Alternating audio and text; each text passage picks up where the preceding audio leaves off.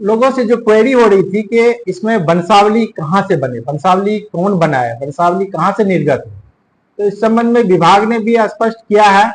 हम लोग स्वघोषित वंशावली को मान्य कर रहे हैं।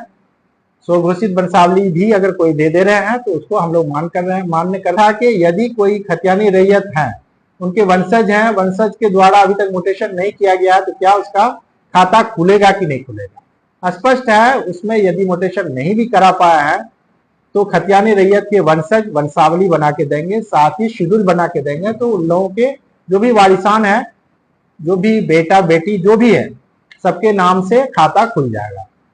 अभी ये प्रक्रिया अभी साल भर चलेगी, इसके कई प्रक्रम है।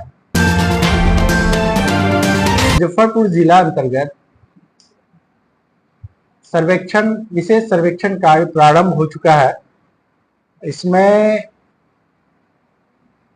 प्रथम चरण में अभी नगर निकाय को छोड़कर शेष 17 से 21 ग्राम में सर्वेक्षण का कार्य किया जा रहा है।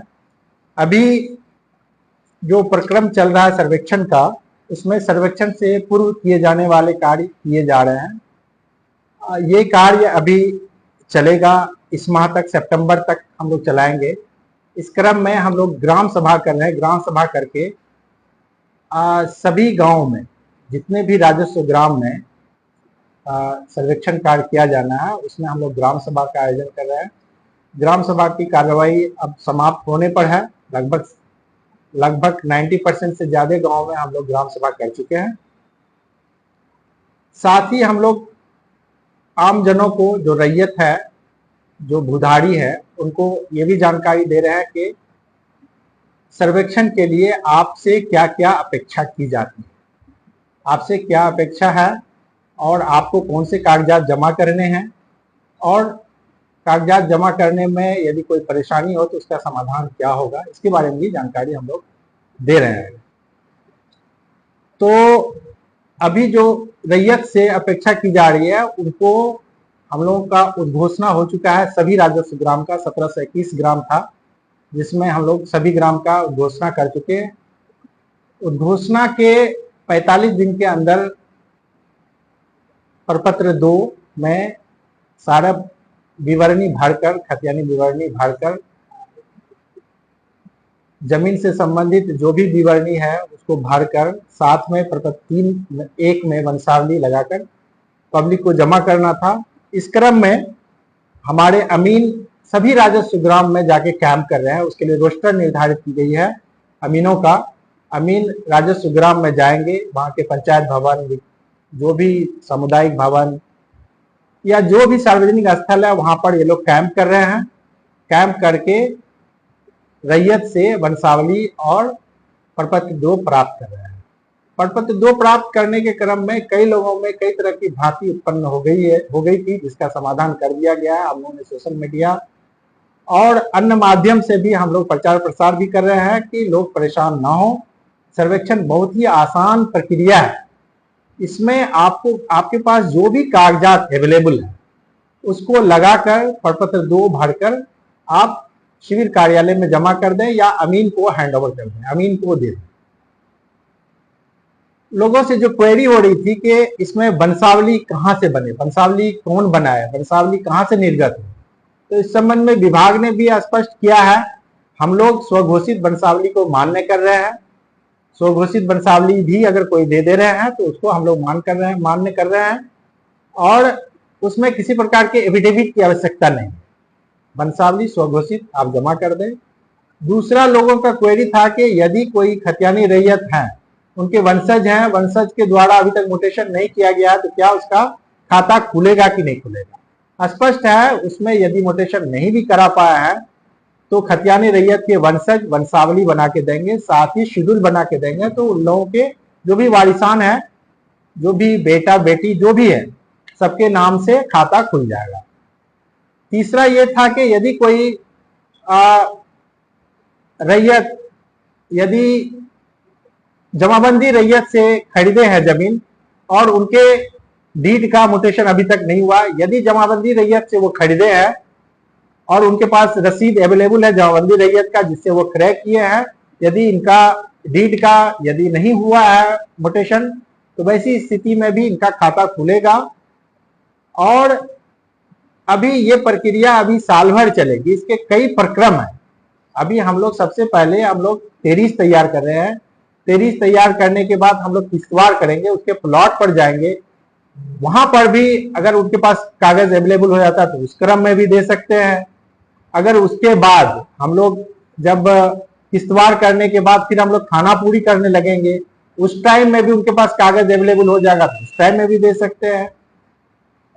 अब इसलिए पब्लिक घबराए नहीं, उनके पास जो भी पेपर अवेलेबल है, जो जिस लैंड पर वो रह रहे हैं, जो लैंड उनके पोजीशन में है, वो चाहे वो खतियानी वारिस हो चाहे क्रेता हो, अगर क्रेता सही है और सही जमाबंदी रैयत और खतियानी रैयत से क्रय किए हैं तो उनको घबराने की कोई आवश्यकता नहीं है। उनके पास पेपर अभी नहीं भी है, केवल रसीद भी अवेलेबल है जमाबंदी रैयत का जिससे वो क्रय किए हैं, तो वो भी लगा देंगे तो उससे भी उसका हो जाएगा। अगला प्रक्रम में वो कागज खोज करके अपना जमा कर सकते हैं।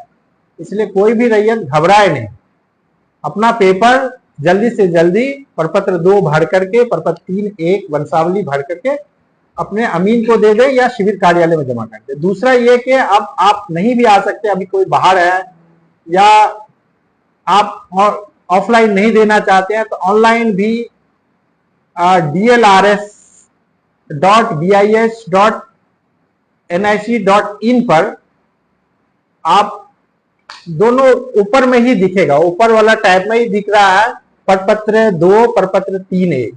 अब वहां से डाउनलोड करके भर के फिर आप उसी पे ऑनलाइन ही अपलोड कर सकते हैं। कोई जरूरी नहीं है कि आप ऑफलाइन ही जमा करें, आप ऑनलाइन जमा कर सकते हैं। ऑनलाइन सुविधा उपलब्ध की गई है। दूसरा, एक और लोगों में भ्रांति फैला हुआ है कि यदि किसी का अगर पंजी 2 से जो अभी ऑनलाइन एंट्री हुआ है उसमें कोई त्रुटि हो गई, किसी का नाम गलत हो गया, किसी का रकबा गलत हो गया, किसी का खाता गलत हो गया, किसी का खेसरा गलत हो गया, परिमार्जन में दिए हुए परिमार्जन उसका नहीं हुआ तो क्या उसका सर्वे होगा या नहीं होगा? अगर ऑनलाइन में त्रुटि है, अगर ऑफलाइन पेपर उसके पास सही है, उसका ऑफलाइन पेपर जैसे उसका डीड का कॉपी, उसका खतियान का कॉपी और उसके पास रसीद है, वो सारा पेपर ऑफलाइन उसके पास अवेलेबल है, सही पेपर जिसके आधार पर वो अपना परिमार्जन के लिए दिए है, तो वो पेपर ही सफिशियंट है। ऑनलाइन अगर परिमार्जन नहीं भी हुआ है तो इसका सही खाता खुलेगा। इसलिए लोग अनावश्यक अंचल कार्यालय में या अभिलेखागार में जो भीड़ लगा रहे हैं उसकी कोई आवश्यकता नहीं है। इसमें कोई सत्यापित प्रति की आवश्यकता नहीं। आप अपना पेपर, जो भी पेपर अवेलेबल है, आप जमा करें और जल्द से जल्द जमा करें प्रपत्र 2, ताकि हम लोग आगे किस्तवार का कार्य प्रारंभ कर सके। बहुत बहुत धन्यवाद। आप लोग जितना जल्दी हो सके अपना कागजात जमा कर दें ताकि हम लोग सर्वेक्षण कार्य प्रारंभ कर सकें। धन्यवाद। पढ़ाई वही जो नौकरी दिलाए, इसीलिए Doon institute of nursing and paramedical sciences लाए हैं मेडिकल फील्ड से जुड़कर आगे बढ़ने का मौका। BSc nursing, GNM, ANM courses के साथ प्लेसमेंट असिस्टेंस और हॉस्टल एंड बस फैसिलिटी उपलब्ध। SKMCH मेडिकल कॉलेज और सदर अस्पताल में ट्रेनिंग और बिहार स्टूडेंट क्रेडिट कार्ड के द्वारा 4 लाख तक के लोन की सुविधा भी। विजिट NH22 फकुली चौक के नजदीक मुजफ्फरपुर। बीटेक मात्र 4,40,000 से शुरू, पढ़ने रहने खाने के साथ, वो भी स्टूडेंट क्रेडिट कार्ड के माध्यम से। MBBS करे रशिया से मात्र 13 लाख रुपए में, GNM करे मात्र 4,50,000 रुपए में स्टूडेंट क्रेडिट कार्ड के माध्यम से, B फार्मा करे 4,20,000 रुपए में स्टूडेंट क्रेडिट कार्ड के माध्यम से, हॉस्पिटल मैनेजमेंट करे 4 लाख रुपए में, वो भी बिहार स्टूडेंट क्रेडिट कार्ड के माध्यम से, पढ़ने रहने खाने के साथ। BPT करे मात्र 3 लाख रुपए में, वो भी बिहार स्टूडेंट क्रेडिट कार्ड के माध्यम से। आप ये सारे पैसे इंस्टॉलमेंट में दे सकते हैं और अधिक जानकारी के लिए अप्लाई नाउ पे क्लिक करें। Shri Parshuram education and placement service private limited, central bank building, Kalambagh Chowk, Muzaffarpur, Bihar. हमारा कॉन्टेक्ट नंबर है 7004165687।